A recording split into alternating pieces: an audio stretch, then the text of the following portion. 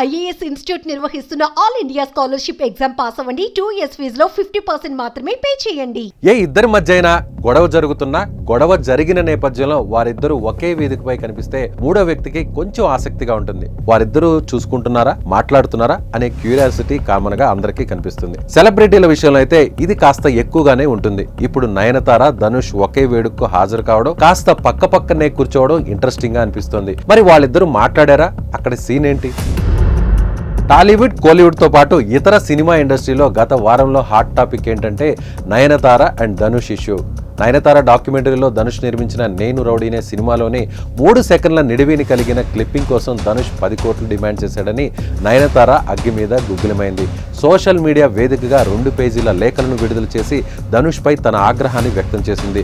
బుద్ధి మార్చుకోవాలని గట్టిగానే అరుస్తుంది నయనతార. సోషల్ మీడియాలో నయనతార ప్రకటన చేసిన తర్వాత చాలా మంది నటీమణులు నయనతారకు మద్దతుగా ముందుకు వచ్చారు. మరోవైపు తన డాక్యుమెంటరీకి పబ్లిసిటీ సంపాదించుకోవడం కోసమే నయనతార ఇలా చేసిందని సోషల్ మీడియాలో కొందరు విమర్శలు కూడా చేశారు.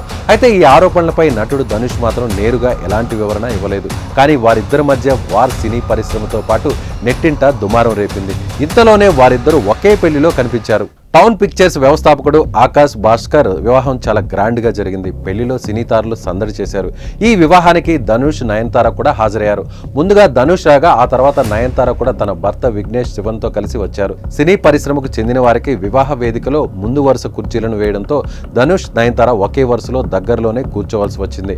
అయితే ఆ ఇద్దరు కనీసం ఒకరి వైపు మరొకరు చూసుకోలేదు.